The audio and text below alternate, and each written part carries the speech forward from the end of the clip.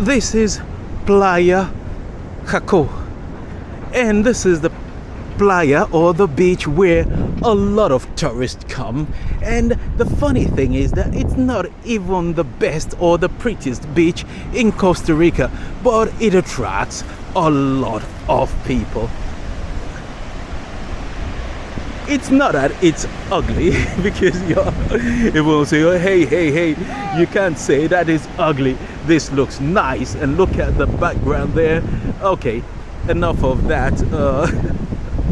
All right, let's talk about this. But we're going to talk about this in a minute. I'm just here. I saw these, what's it called? Horses, and I'm like, I need to take a picture of these. It's so hot here. Even the horses are like, look, don't bother me, I'm too tired. And they're like, no. They're here in the shade. It is, well, it's about probably 33 degrees today. Sometimes it gets hotter, and this is not even the hottest month of the year, but this is what you see. It is all the horses here. And yeah, all right, now we're going to talk about let me just zoom out here so you can see here. And this is important. This is a building. It looks abandoned, and it is probably one of the earliest apartments building overlooking the sea, the beach at the time. But now you have new constructions, and it is absolutely unbelievable. So, talk about Jaco not being one of the prettiest beaches here, but still attracts a lot of people. And the reason for that is very simple. That Jaco used to be just a normal sleepy village with a lot of people, just local people. And then when baby boomers started coming to Costa Rica and seeing that, ooh, the land is cheap, I could get one for almost nothing. So they started to come, and they started to buy up all the land, and more developers came and built everything around here, which meant that the prices went up. And then you have everything that comes along with it. The locals not being able to afford, but more tourists keep coming. And then you have the good old, what's it called? The good old gentrification started. But there are still a lot of locals. But why is it that Jaco, compared to the other beaches, attract the most people? For example, there's a sign here that says, be careful, you can survive a rip current and all that. Anyway, 3 days ago, a family went on the beach 3 days ago, and what's the name? The father drowned here in Jaco. So yes, it can be a lot of fun, but it can also be dangerous. But it's got nothing to do with the fact that it's Jaco. It's just the fact that beaches in general can be rather dangerous. Okay, that said, let's talk about why this Jaco is very popular. I could remember last year we were getting a shuttle from the Orlando airport to the hotel, and on the way back the guy said, "Oh, you're going to Costa Rica? I've been to Costa Rica, and Costa Rica I went to Jaco." And I thought, well, tell me something I don't know. And the reason for this is simple, that a lot of the tours and organizers tend to push Jaco, push Manuel Antonio, and basically they push all the main beaches where you have development. And the reason why a lot of Americans especially come to Jaco is the fact that Jaco looks familiar. In the sense that we're going to get into the main street of Jaco, and you'll understand why it looks familiar. For example, let's talk about you've got hotels, cheaper hotels that you can pay, I don't know, maybe about $40-50 a night here as well, and they are just like little businesses run by local people who have been here for a long time and competing for the same business as big hotels. And of course, they're a bit cheaper because, well, you have backpackers, you have younger people, students coming for a week or so, and it just makes more sense to have multiple price point that will fit a lot of budget.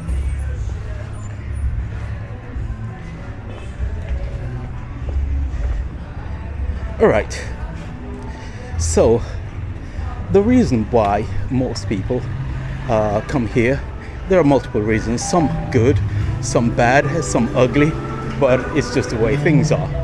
So, for example, because the main street has a lot of well-known restaurants or brands that a lot of Americans are familiar with. I think you have KFC, you have what else do you have here? All right, so this is the main street, and this is where the shops are, and this attracts a lot of people because, well, you have the tours, everything is close by. You can walk from your hotel to the location here, and it just feels right. So when you come from, because a lot of people actually say Costa Rica is very unsafe. It depends on where you are. In Jaco, it's safe. A lot of tourists and families are here during the day and at night, especially on the main street. And so people come here to have a good time. It's so hot, you have steam coming out of this just to keep things cool. All right, so because of that, it attracts Americans who are probably afraid, or the first time they actually come into Central America. And with all the news you've heard about crime and insecurity, you want to make sure you're not paying to be robbed. So a lot of people come here, and Jaco is just the perfect place for that. And the fact that it is pushed as well. Another thing is that in Jaco you have a lot of the high-rise building on the other side of town, where people well-to-do, boomers as they're called sometimes, well-to-do affluent people would come and buy apartments, and they'll come during the winter months to have a good time here. And the good thing about that is that, well, it keeps things busy. People are a bit it creates jobs here because you need security guards, cleaners, and all these other things. And if you have the means, it means you're coming for the winter. You're not going to have enjoy the harsh winter up north. You come here, have a good time, and after maybe March, April, you go back home.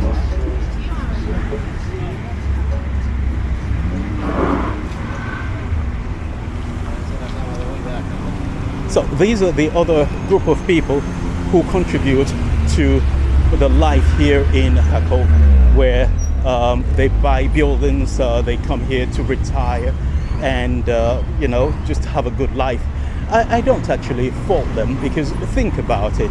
If you've worked all your life in, say, Western countries, Europe and America, and you've worked and you've done everything you could just to retire, and when you retire, sometimes you discover that you don't have enough money to retire, or your pension is not enough. And coming here with the same pension, if you have a house, you've sold your house and moved down here, you could afford health care, you could afford a lot of the things that will be missing, and you don't have to deal with harsh winter. A dog here that's just thinking, yeah, I know what you're thinking, you know, I know what you're talking about. I am hot too. It is a very hot day, and you're on the coast, so anyway, so that attracts more people to Jaco. And of course, another thing is that if you don't, especially if you're older and you don't speak Spanish like most people coming here, a little easier to probably find a doctor who speaks Spanish in Jaco. It's also easier to find other Americans or other people from your country where they speak English. So, and that is, I think, a great incentive. It allows people to feel a bit more at home. In other locations that are not well developed, if you're not really adventurous, you might actually feel a sense of dread being alone in a country where you don't speak the language. So this also attracts people to Jaco. And on the main street, as you can see, there is a quad here. There are schools or Costa Rica tours. So there are quite a lot of activities here. And because of that, more people actually like Jaco for that. Because you're getting partly the benefit of living in a tropical country, the benefit of having sunshine all year round. Even during the rainy season, it is still rather warm. And then your money goes a long way. So that's why it attracts more people. And I can't really fault anyone who wants to do that. But I remember there are a lot of Americans or Europeans or other people who have actually moved to Costa Rica after a few years, and they're like, well, this is not for me. I don't like it. And you're thinking, wouldn't you like Costa Rica? Costa Rica is nice. Well, because most people coming here come with the wrong expectation. I remember a woman recently retired, and she's been dreaming about coming to, Central America. So she did come to Central America, and the first month she was miserable, and because she found it hard to adjust to life here. She wanted the best of everything America can give without changing her point of view and without changing her outlook on life. And she didn't like it. She complained all along. It was absolutely bizarre that someone of that age, you would think at that age, after a while, people are a bit more mellowed and, they're a bit more common sense. But apparently common sense isn't that common. Anyway, let's cross to the other side.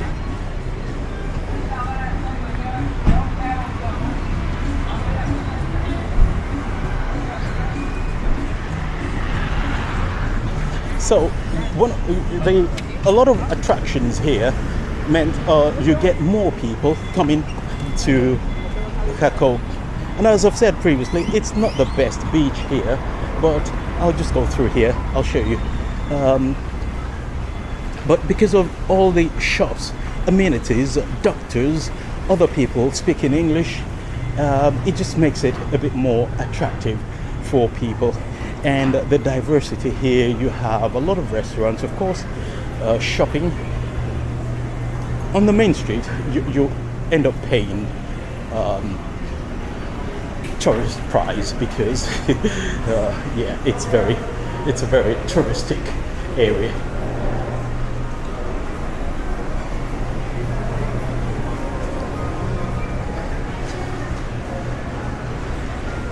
And this is one of the main shopping areas. So you've got ice cream, people selling jewelries, cafeterias.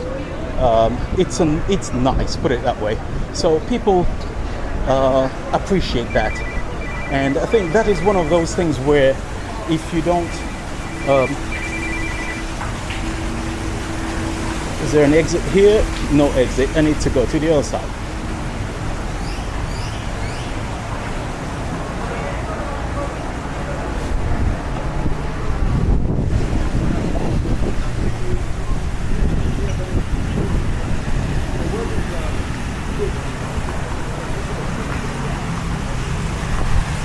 Oh, this is nice. A little waterfall here. The water just floating over you, your head. You see, little touch that actually makes life interesting here.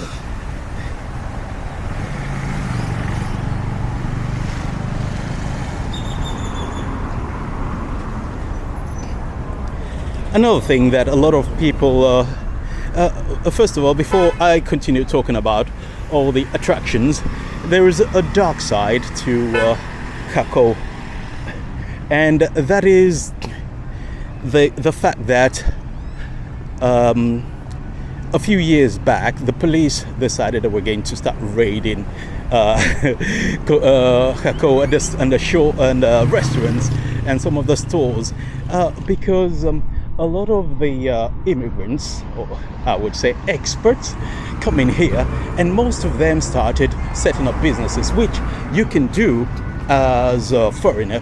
You can set up a business here, but you cannot work in the business. So if you have a restaurant like this one, or a store, or any other business, you're allowed to be the owner. So if you're the owner, you need to stay, you can run the business, but you cannot work in the business. So that means you employ local workers to just do the daily task, whilst you just the manager.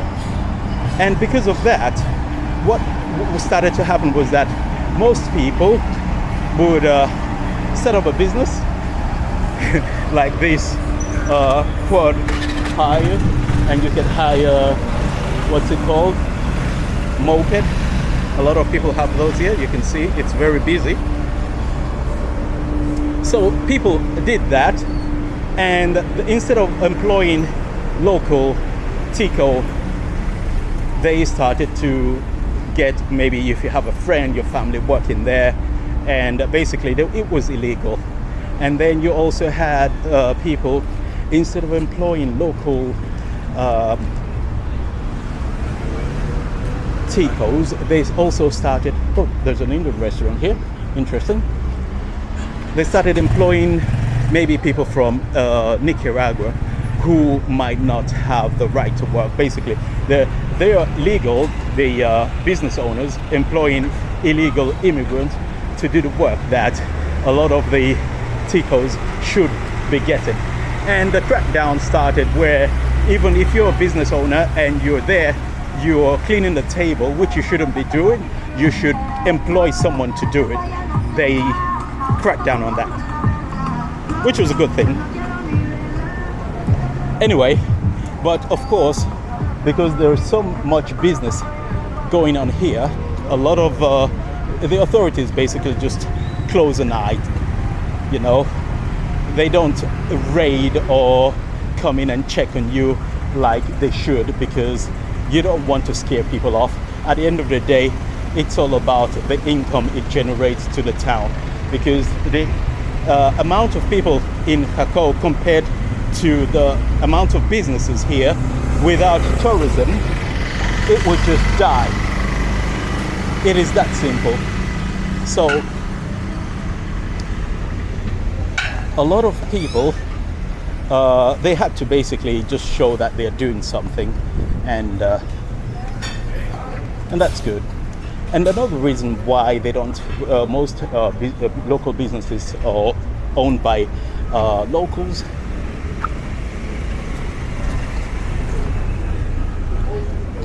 or by foreigners, is that if you employ a Tico, you need to pay all the social security.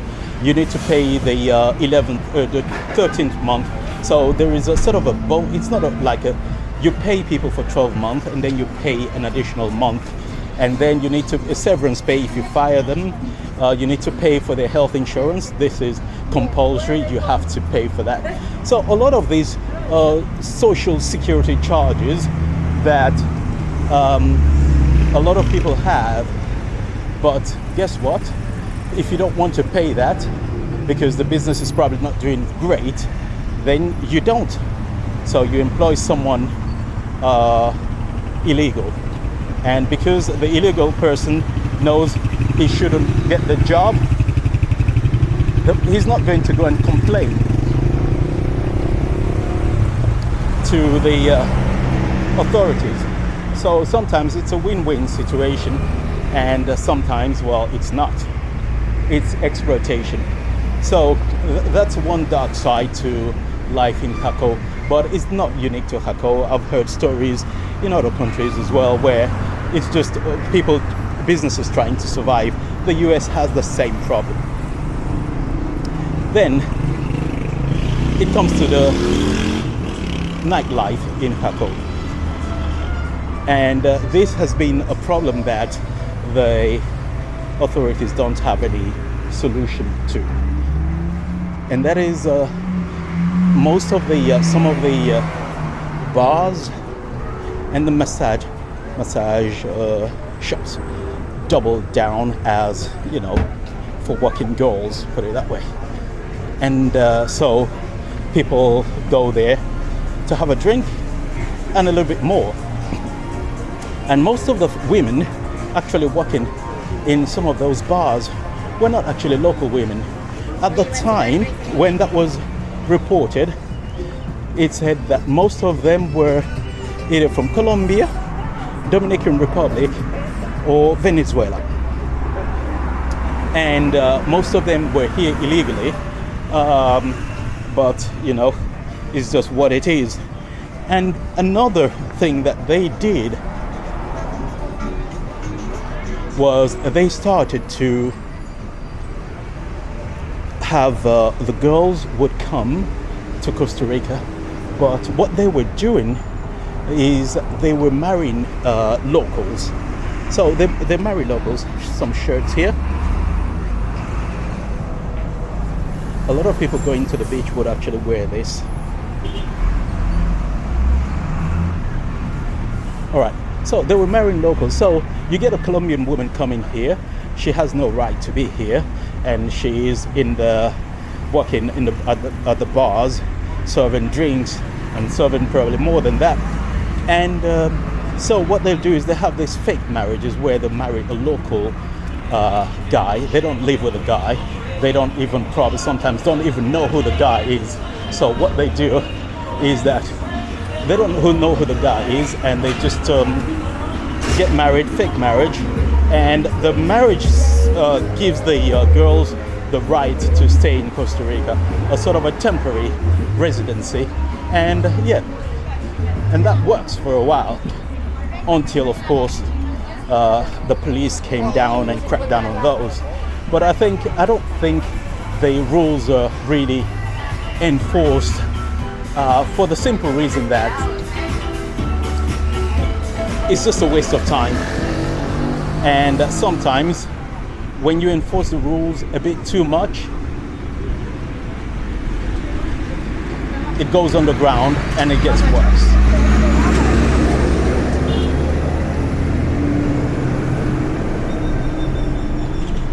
So that is one of the reasons why you have that. All right. Another thing is that sometimes at night in Jaco, like in most places, you have tourism, but not the type of tourism that you expect. Let me cross the road. I'll show you the river here that leads to the sea. During rainy season, it gets really busy. All right. So, and another issue is that sometimes on some of these beaches, you come here and people offer you something to smoke, and it's not cigarettes. So that's another thing, and that's why you have a lot of difficulties here. So, and it becomes a problem where they started to do it rather openly, and the government, the authorities had to basically say, hey, this is a family-friendly zone. You can't just come here and start offering people something they don't need or they probably need, I don't know. So anyway, some art here. That's really nice.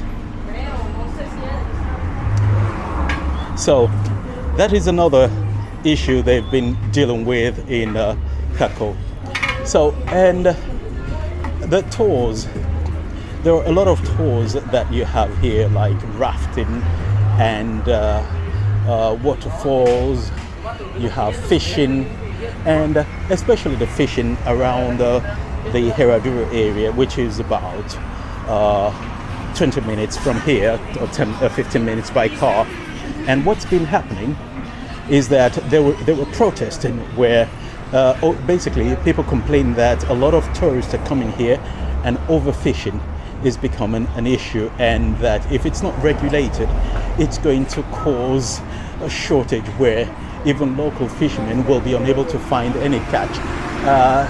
And that is true, because for example in Chacoles, where the bridge is, where you have the crocodiles, there's a village just beside that's called actually Chacoles, and the village has about 5,000 people, so not that many people in the village. And what happens is that if when the fishermen had to go fishing, and it's taken them much longer to get anything, catch anything, so they have to go further into the sea, it becomes a problem. And that is because you have tourism fishing where they are basically overfishing with big yachts, and people paying between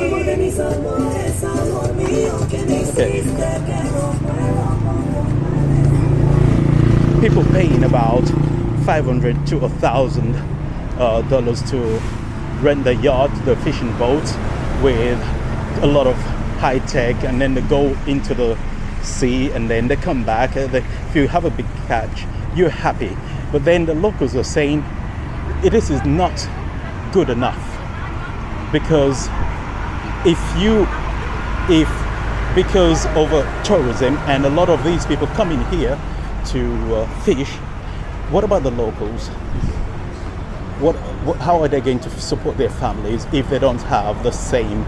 They have smaller boats, they don't have all the radars and the scanners and all these other good things you need to set things up. So you can imagine how difficult it is. But anyway, it's very competitive here, and so locals would have to either adapt or basically drown with the level of competition here. But that said, it would be a lie to think that Jaco and the tourism is killing local businesses. A lot of the businesses here probably are not owned by locals, Ticos, but you still have a lot of businesses like people who have cabinas. Most of the cabinas in Jaco is locally owned, and t-shirts here, 2 for $25. So with Costa Rica, just to show that you came here. Okay, so that is one thing. So not all the businesses are bad, put it that way. Local people also have been able to profit from the presence of a lot of tourists. For example, a lot of people, students who have gone to university, who speak English and Spanish, would also look for work in big hotels. If you've studied tourism, they get work in big hotels because they speak the two languages, and often they said the pay is much better than working in cabinas, because, well, and then the standards, you are conforming to international standards. So if you're able to work in one of those, it means you'll learn a lot, and you'll be able to work at big brands like Sheraton, Hilton, all those things. And that is because of the training you would get working in some of these shops, in some of these hotels.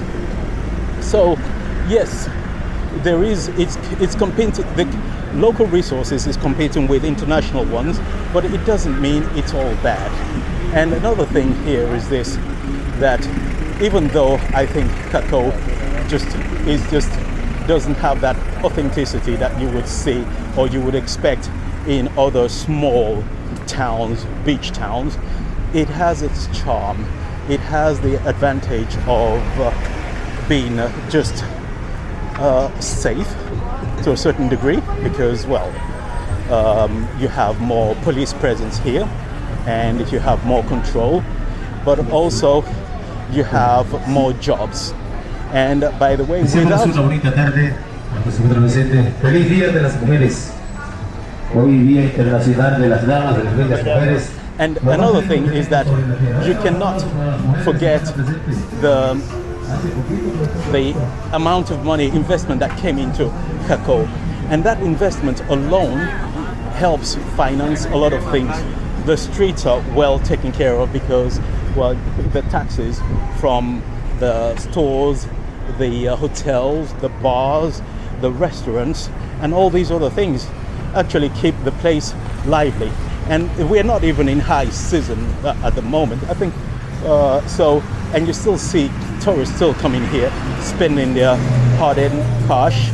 So that is good. So, yeah, personally, if you ask a lot of Ticos their favorite beach,